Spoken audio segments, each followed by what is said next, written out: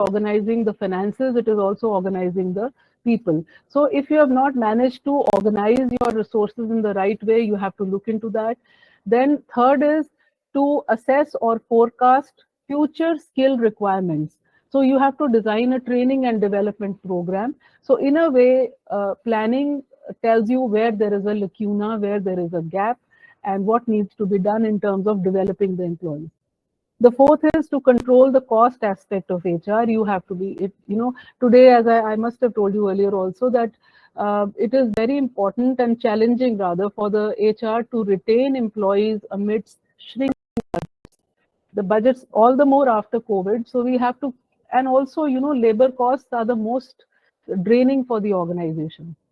It is the biggest cost. So the organization has to see to it that HR or human resources, the maintenance of human resources is cost effective.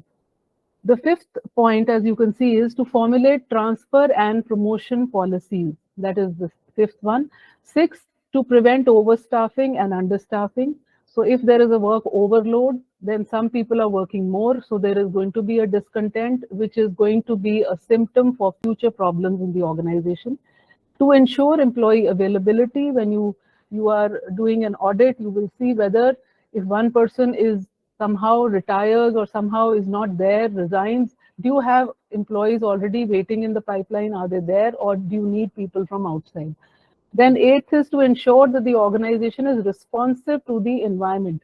It's not just about looking within, it is also looking outside. You're doing some market research and a SWOT analysis of your organization, and you know that this is what is happening outside. Accordingly, you have to be very proactive. So ninth is to provide direction to all the HR activities, as I just now told you. Then to build line and staff partnership. So you see, line employees are the employees who are directly associated with the business, like marketing, like purchase, like distribution, like finance. So these are all line employees. And staff employees are those line employees. The term line comes from front line. So they are the ones who are directly dealing with whatever is happening in the company. The staff employees are the HR people. They are supposed to be at the periphery. Apparently, they look like that they are in the periphery. So it's an auxiliary service. We know that already. So earlier on, there used to be a lot of conflict between the line and staff employees. The line employees had this notion, or rather, the notion was somewhere correct also, that they are the ones who are working, they are the ones who are doing the necessary work that is there in the organization, and the HR is not doing anything, since they are not directly related to the business. And so now, of course, it is very important that the line and the staff, they work in tandem. If there is a conflict still in the organization, it is not really good for the organizational health. So whenever you are planning, you see, if I'm an HR manager, and I have to ask the marketing manager also as to how things are. And eventually, when you're hiring people, it is not just the HR who is involved, it is also the line person who's involved, the marketing manager or the purchase manager or the production manager. So this is also important when you're planning on a collaborative effort also. The 11th point is to enable formulation of a managerial succession plan, as you just now said, that you have to have successors in the pipeline, and you have to have those people who have got the potential to assume higher positions. And so, because the higher management is very, very critical. So you need to have some kind of a reserve or some kind of a bench strength, we call it, that you always have to have this in mind, that if the workers strike work, what will we do? If we have to suddenly, we see that there are a lot of skill gaps, what do we need to do? So that is what is important when we are talking about HR planning. So what is the significance of strategic workforce planning? So you see, it is about solving the staffing problems for today as well as for the future.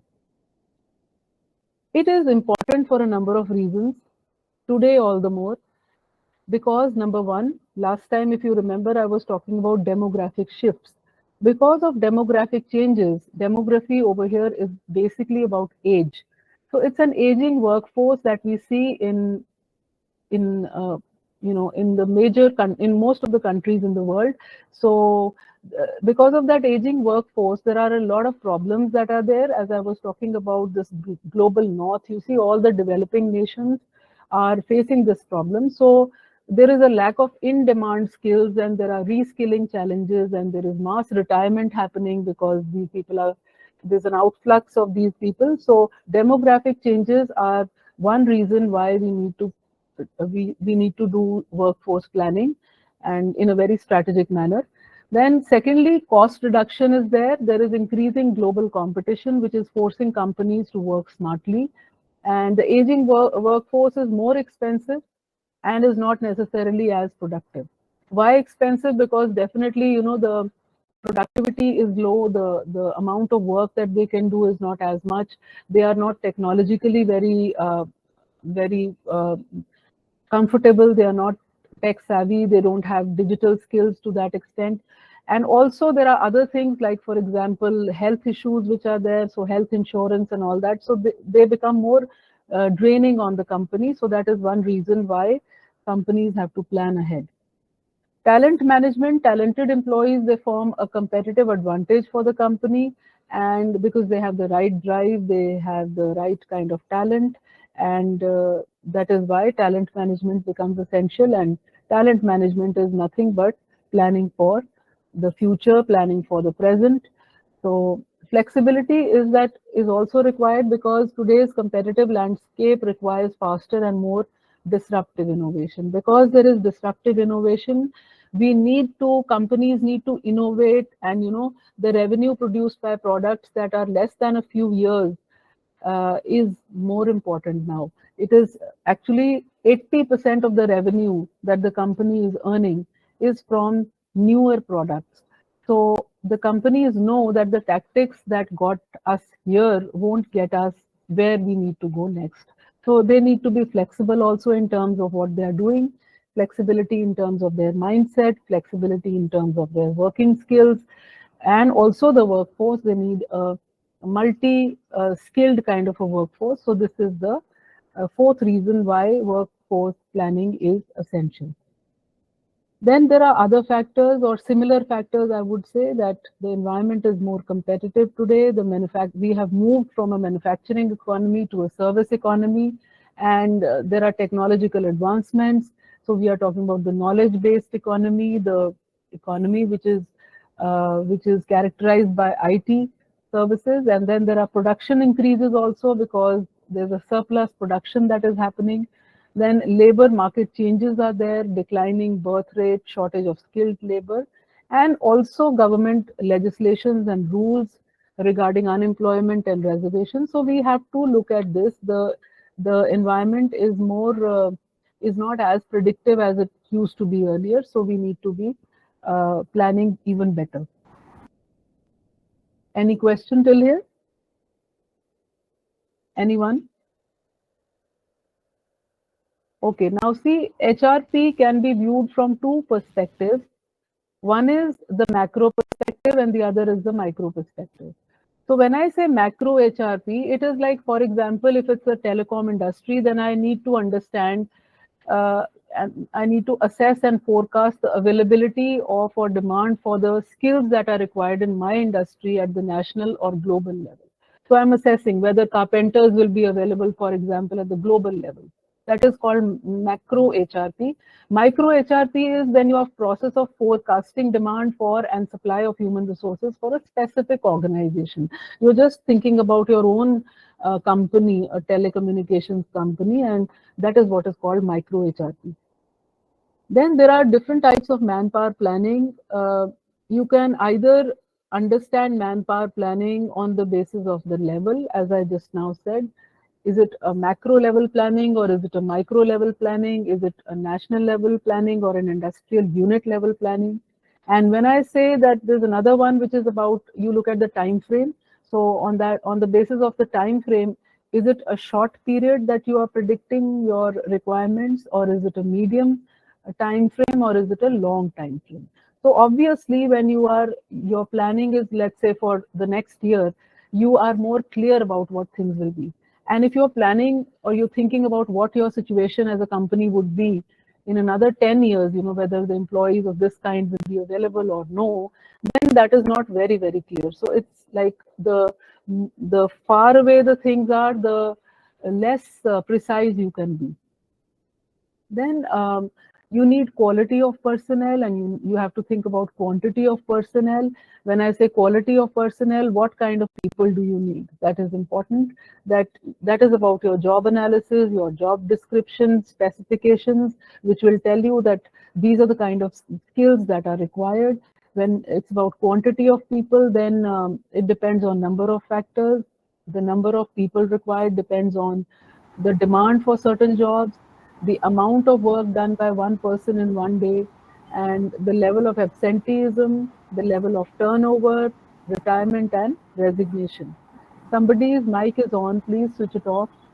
If you have to ask a question, well, fine. You can keep writing in the chat box as well.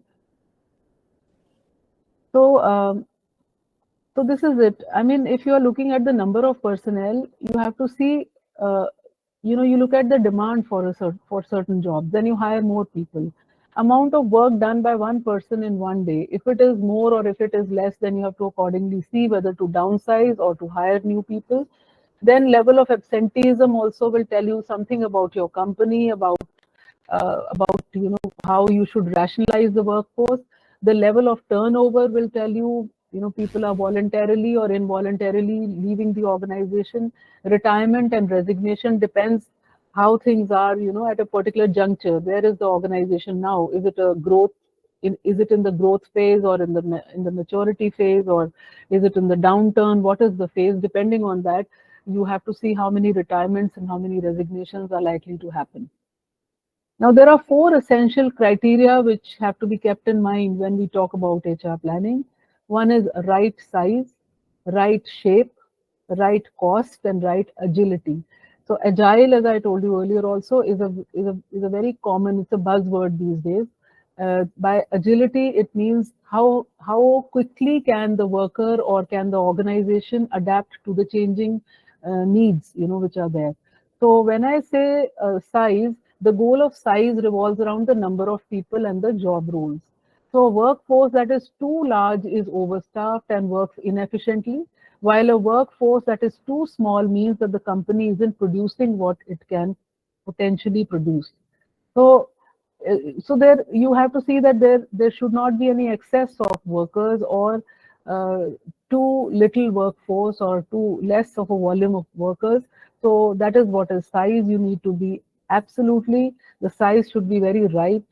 So there shouldn't be no overstaffing or understaffing.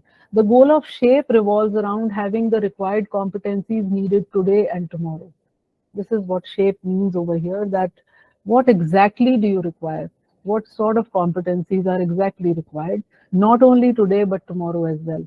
The goal of cost is obviously about the optimum labor cost. Too much of labor, too much cost to company has to be seen over here.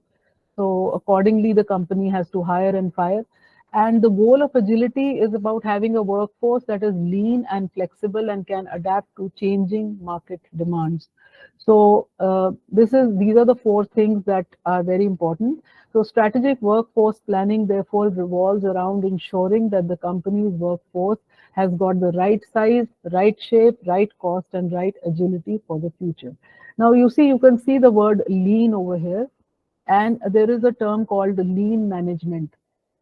So lean management is a part of HR planning. Actually, when you plan, you also look at the fact that you are cutting down on the extra fat in the organization.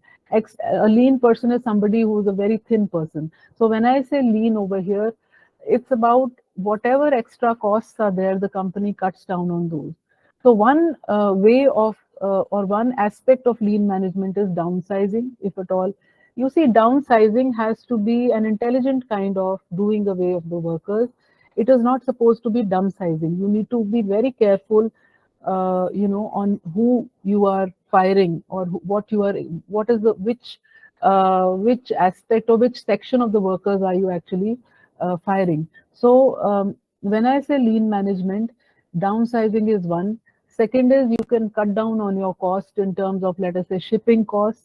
Like your company is, let's say, based in Chandigarh, and you are getting some material from Goa. Instead, if you can get it from, let's say, Delhi, your shipping cost will be less. And also, when you outsource, that is another way of making the organization lean. You see, somehow sometimes the in-house department and in-house, for example, when you look at Coke, in Coke, there is the in-house training department is there very much, and it is pretty much an elaborate one. It's a very, I would say, a well-functioning kind of a unit, T&D department. Whereas in Pepsi, they don't believe in too much of training. Now there is a reason behind it. The strategy of Pepsi and the strategy of Coke, they are two different things. Coke does not hire very frequently, but Pepsi, being more experimenting, hires more frequently.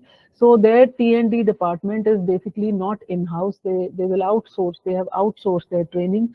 Now, the reason when you're hiring people frequently, you see, as I just now said, your business strategy is very much associated with your human resource planning or your HR strategy.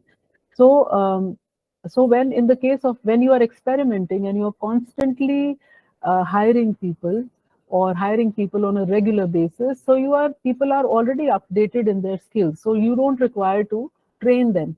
So in the case of Pepsi, it is about buying skills from outside, and in the case of Coke, they don't hire very frequently. It is about building skills from within. So one thing which I just have to put across is that if somebody asks you as to which department is very important in an organization, or which function is more important, is it marketing, production, or even in the case of human resources, let us say, which vertical is more important, your answer should be that it depends on the strategy of that company, the business strategy of a certain company. So when you look at Coke, Coke is a defender organization, whereas Pepsi is a prospector organization. When I say defender, when you defend yourself, your entire approach is not on attacking anybody, you're trying to save yourself. So a company like Pepsi would function very well in a stable environment, whereas a company like Coke will function very well in a stable environment, whereas Pepsi, being more aggressive, can adapt more to the kind of environment that is now. So uh, there is an intermediate, just as you have introverts and extroverts and you have ambiverts also, there is an intermediate kind of a strategy which is called the analyzer strategy. So Coke by and large is moving towards that analyzer. It is more or less now an analyzer, you can say, but traditionally or philosophy wise, it is a defender company. Sometimes, some CEOs, they join an organization and there is a change in the whole way the organization is working. So what I'm trying to tell you is that in the case of Pepsi, the research and development function is very important. And recruitment and hiring is more active or more agile or more, I would say, happening kind of a department. Whereas when you look at Coke, in the case of Coke, your training is very, very important. Hiring is not that much important. So because they are not constantly hiring, so training becomes very important in the case of Coke. And also it has to do with the kind of technology that a company that is experimenting will use. Now, if you look at Pepsi, in Pepsi, for example, they had ventured into the food orbit way back, whereas Coke has not yet started with the food segment, right? So that in itself hints at how there is a change, there's a different mindset as far as Pepsi is concerned. And well, that is how it is. So I just wanted to clarify that or put across that business strategy and HR planning go hand in hand, right? So how does HR planning occur? So before this, I would just discuss about how we have moved from a reactive kind of a human resource planning to a proactive kind of a human resource planning. So when I say traditional HRP, how it's supposed to be a reactive one where you take business decisions in isolation without considering their HR implications. So there is no connect or a less of a connect between what the line people are doing and what so you see in that case when you are being reactive, you see the storm is there and then you start repairing the window, something like that. So you're not really very predictive or you're not foresighted. Like in the case of Pepsi, See, I told you it's a prospector organization. It looks at the future more than Coke. So contemporary HR is a proactive process where there is an integration of business planning and human resource planning, or all strategic decisions consider HR issues. So today we know that the HR has become a strategic business partner. You can see him in the boardroom. However, still there is some kind of a lag, and not very many human resource managers go up the ladder becoming CEOs. Still there is more of a, I would say, there's a tilt more towards the CFO, the Chief Financial Officer, but things are changing, I believe. So next is that, you see, when you look at HR planning, you must know that these are the 5 steps that are there. Number one, whenever you start to plan anything, you will look at how does the environment look like, or what does the environment look like. The environment means the business environment. Secondly, what are our future personnel needs or employee needs? So there is a demand forecast. What do you require in the future, if at all you require? Third, are resources available internally or externally to fill these needs? Internally, is the resource there inside, or do we need to hire people from outside? Sometimes you may feel that you need to hire people from outside, but your budget is not allowing. So you again have to plan on what to do. Fourth, what should we do? After having done all of this, the scanning that you've done, then what exactly should we do if there is a shortage, or if uh, there is a there is a surplus? And fifth is, how do we do it? How did we do, rather? It's about appraising or evaluation of your planning that you had done, whether the plan or the decisions that you took are successful or not. So what does the environment look like is the first question you ask. So you do market research, as I told you, wherein you look into what the market research involves. Everything. It involves what the competitor is doing, what kind of products are needed outside, what is the consumer mindset now, what is the scenario of the country, what are the government legislations, all of this, and then you will start, go ahead. Second is, what are our future personnel needs? So there are 2 ways to forecast demand. One is qualitative, the other is quantitative. So definitely when I say qualitatively, you ask somebody, like by rule of thumb, this person says that we will require these many carpenters or IT professionals in the next 6 months. So there is definitely a subjective element. It is more judgmental, but sometimes statistics also fail. So judgments by very experienced people can be better than having a statistical approach towards what kind of people are required and how much workforce is required. So there are 5 major judgmental or so-called qualitative methods. One is estimates, which are, as I just now told you. Second is rules of thumb. Rules of thumb are slightly better because they are based on experience somehow. Estimates may be based on your gut feeling also. So, but both of these are almost similar. And rules of thumb are also very, very subjective, but may work. Then there is the Delphi technique, the nominal group technique, or the NGT, and brainstorming. So brainstorming is better because therein you have multiple kind of ideas, multiple kind of inputs coming out from people, and you are not really, it's a very open atmosphere where a person can express his ideas and concerns, and you may come up with an accurate or near accurate kind of a forecast. So when you look at the nominal group technique and the Delphi technique, both of these are the same by and large, but the Delphi technique is like, people are not face to face in this technique. So here example is from some kind of an issue, basically. That issue, if you could just relate it to HR issue, it is about, let us say, demand, or the kind of people to be hired, or who are to be fired. So there's a small group of 4 to 5 people. They gather around the table. The leader identifies the judgment issue and gives the participants some kind of procedural instructions. The participants, they write down all ideas that occur to them, keeping their lists very private at this point, and creativity is encouraged during this phase. Leader asks each participant to present ideas and writes them on a blackboard or a flip chart, continuing until all ideas have been recorded. Participants discuss the ideas, they clarify, they expand, and they evaluate them as a group. Then participants rank as to which ideas are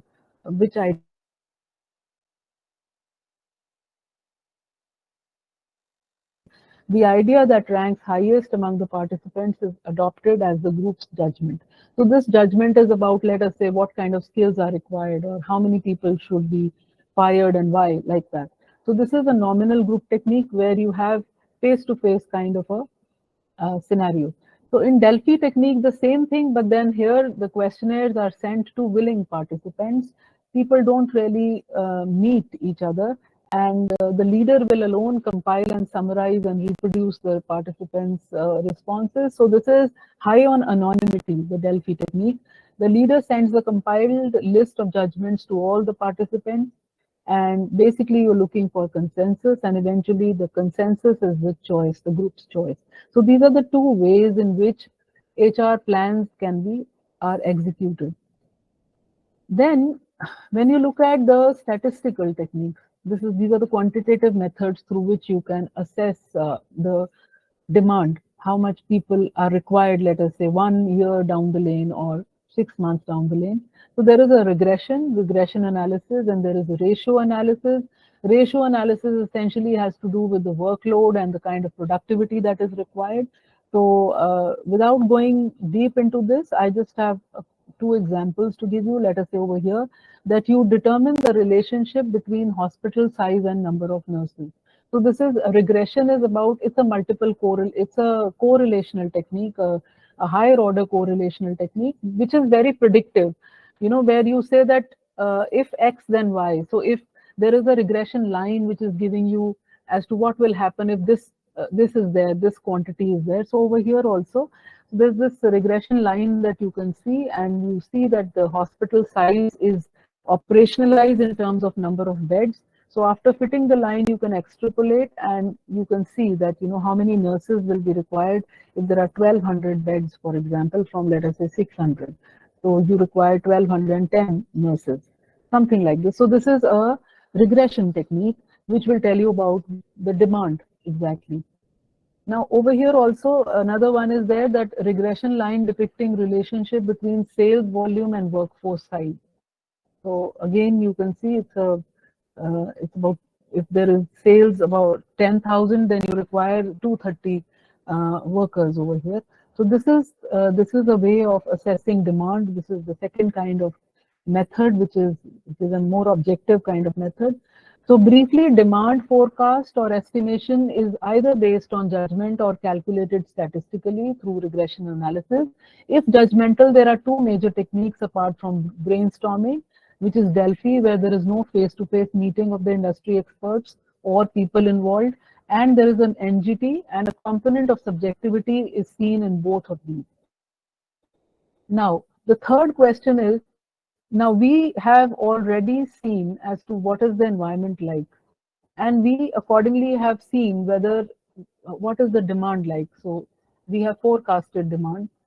So are resources available internally or externally to fill those needs? That is the next question. That if we require some people, can we train our people already for a couple of more skills, and they can be, let's say, just like you have a dual specialization. So people are there's something called uh, there's a job analysis and there is a work analysis. So basically today we talk about work analysis also. That is that people need broad range of skills. So if you taught them made them experts in two fields, two different tasks, then you can fill vacancies internally also. And in internal kind of resources, whether they are available or they are not available, we look at the replacement charts, we look at promotability, potential of the employee, we look at succession planning. So this is one. And this is how it is. See, if you have an employee replacement chart for succession planning, then you exactly know who can take over when. If so and so is retiring at this and this time, who will replace him? So you have this kind of a chart, which is a very simple one. that the current job, how many years, total service, and the position, and all this. This is a simple chart for replacing if one person goes away or if one person is fired. This is slightly better or slightly more, I would say more, it's a little more complex. So you can look at this, you have this president on top, and you have there's a fans division, and there's an industrial fans division, and there's a household fans division, and you have people underneath. You have, let's say for president, you have vice president personnel, you have executive vice president, you have a vice president marketing, vice president finance. Similarly, for household division, you have an accounting manager and a personnel manager over here. So if you look at this, you see there is each one of this, there are three people underneath over here. Look at the top, vice president, there are three people over here. And the person who is this dark triangle shows that you can see written over here that he's an outstanding guy. And the other one needs improvement. And the third one is just satisfactory. So you have already sort of ranked them or appraised them on the work that they are doing. Then there is present performance, and there is a promotion potential which is there, that who is ready. If there is a, you see there is this, let's say you look at this household fans division, for example, and you can see that underneath there is a personnel manager, and you can see over here that there is one box which is, so not this one, wait. So promotion potential, where the person is ready now. Yeah, you look at the other side. I'm sorry. See, if you look at the top vice president personnel, for example, you look at this Gonzalez. So he is a person who is ready now. You can see this blank box, blank square. Then there is another one. These two are, they need further training because there's a dot in the middle. And then there is a person over here on the other side where you look at vice president, president finance. He's a questionable person. You don't know whether he can be promoted or he cannot be promoted. So please, this is called the management personnel replacement chart. So you already have assessed them or bucketed them on whether on their present performance and on their promotion potential, right? So then the next is, well, so human resource inventory is also there, just as you have an inventory for marketing, for other things. So this is used to estimate internal HR supply. So you have a skills inventory and you have a management inventory. So in skills inventory, it describes the skills and knowledge of the non-managerial employees which are there. And you know that these are the skills that they possess, and whenever you are making placement or promotion decisions, it becomes easy for you. Today we are using a database, we are using HR analytics or people analytics. So management inventory is about the managerial employees. They describe it describes the work history, the strengths and weaknesses, the promotion potential, the career goals of these managerial employees, and this helps you make relevant decisions. There are replacement charts, as I just now showed you. So there's a current performance, there is a potential for promotion, or is there a training experience required? You know, is the person trainable or not trainable? Then after, you see this are resources available internally or externally. You can find it out after having analyzed all of this, after having looked at the skills and the management inventory. Then external is, what do you look at now? If at all you require people from outside, you have to see that is qualified labor there outside or no. You know, if the labor is available in surplus, or if you can look at it and you feel that, well, in your engineers of this kind will be available in another 1 year or 2 years, then you don't need to hire them right now, or you know there is a surplus of labor outside. And if you know that there is a shortage of people outside in the labor market, then you accordingly decide on hiring them. So what should we do then, if at all we get to know that there is a surplus or there is a shortage? You create a plan of action to reconcile supply and demand. You set objectives, you generate alternatives, you assess alternatives, and you choose an alternative, keeping the philosophy in mind. So please see that this is the same as the decision-making process. You have a problem. The problem is whether to hire or to fire. What do you do? Should you, is there a surplus? You have to match what is there in the environment and what is there inside your organization. Accordingly, you have to generate alternatives, whether to have a hiring freeze or to hire every couple of months. What should you do? And your philosophy is there in your mind all the time. The philosophy, I gave you an example of Coke and Pepsi. So in both the cases, you have to look at, if you're a conservative kind of a company, what exactly are you venturing to, uh, go into? Are you thinking of venturing into a new orbit? Then accordingly, you have to think uh, what kind of employees to hire. So there are staffing alternatives to deal with employee surpluses. So very first surplus is, whenever there is an employee surplus, you will have a hiring freeze. You will not hire people for a very long time. So you can just you can look at this. There are short-term options and there are long-term options, and there could be layoffs. There could be retirement incentives can be given, and you can retrain the employees who are there. So just as you will not hire new people because the employees are in surplus already, and you know that in the near future there is going to be no demand for these kind of people as much in your company. Then there is this staffing alternatives to deal with employee shortages. You have one very important one is bench strength. Bench strength essentially is that it's like your own employees are strong enough to acquire key positions if people go away.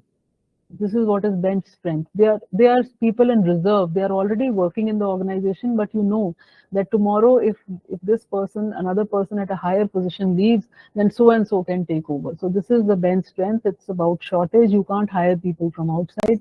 So this is what you will do. So then you give some people temporary assignments. There are temporary hires also. So like that, these are different staffing alternatives when you have to deal with shortage of employees. You don't have people uh, outside, you can't hire them. So this is how you will deal with a shortage. Then there are scheduling options which are there. It's about work overload and underload. And sometimes, when you look at let us say there's a compressed work week and there's a reduced work week. In compressed work week, you are working for the same number of hours, but in lesser days. So a full week schedule, usually 40 hours, that occurs in fewer than 5 days. So instead of working 8 hours every day, then you're working 10 hours. So you are the work hours that you put in are 40 work hours, but then your work week gets compressed. So when it is a reduced work week, it is usually a, a kind of a perk that is given to people who are senior in the organization. They work lesser number of hours. So there is a part-time, there is a flexi time, there is job sharing, there is work at home. So today we are talking about a hybrid work model where some 2 to 3 days you are in the office, rest of the days you are at work. So all of these are a way of planning your workforce. Then fifth is, how did we do this? You have to evaluate whether your strategy worked or not. Were you able to avoid your surplus or shortage as a company? You have to evaluate the usefulness of the methods that you used. Then there are goals versus production levels, etc. You have to look at that. So as I told you in the beginning, that there are two major components of the HR strategy. One is HR planning and the second is job analysis.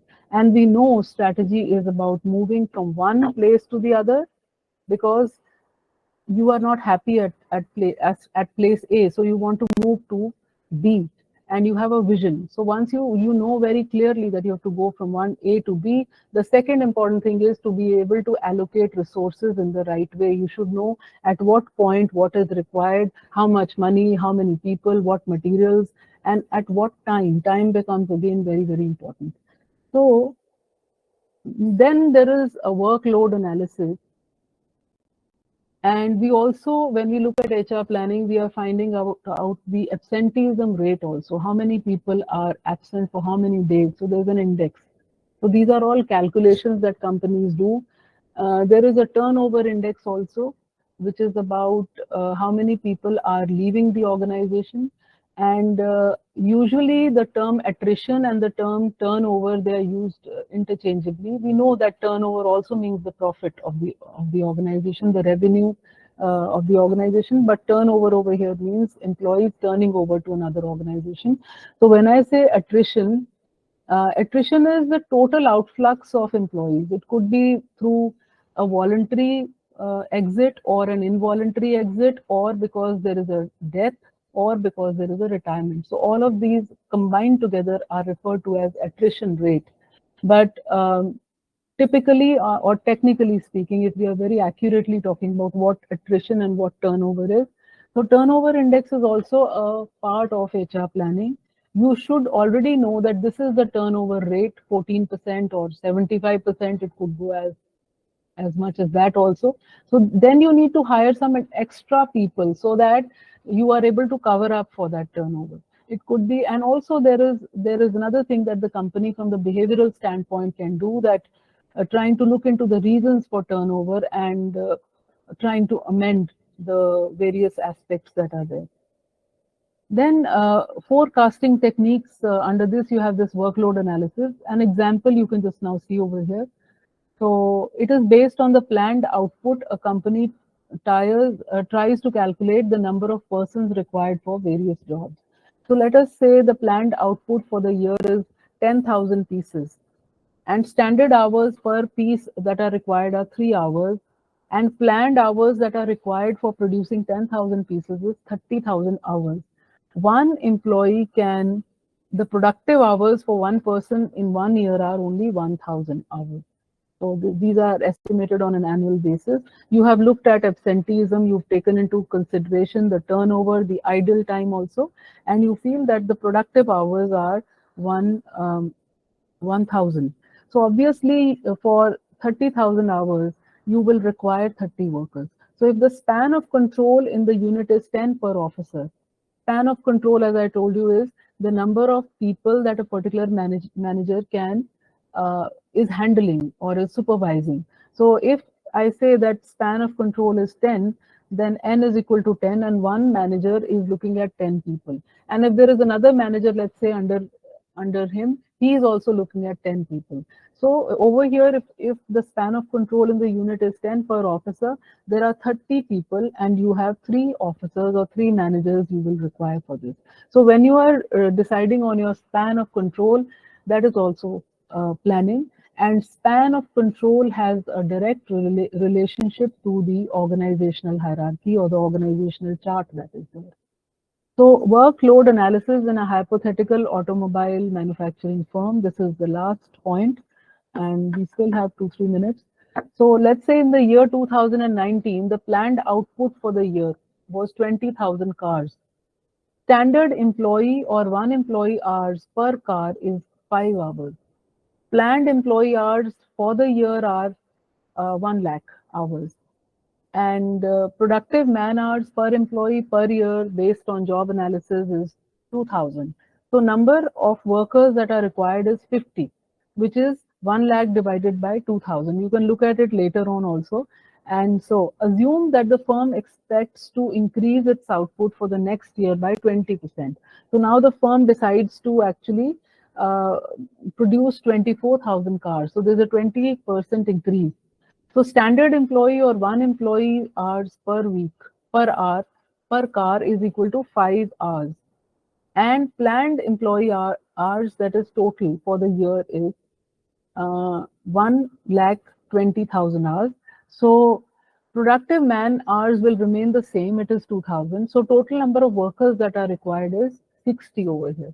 So this is the kind of workload analysis that is done in companies. And so productivity increases due to technology or other factors may reduce the standard employee hours required per car and will result in the requirement of fewer workers.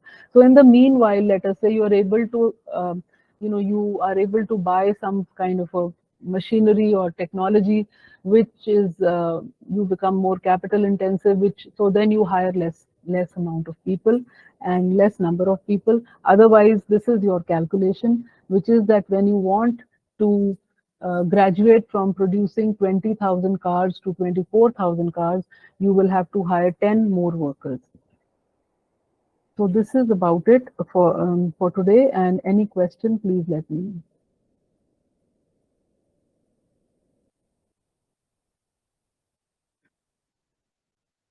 Anyone, please.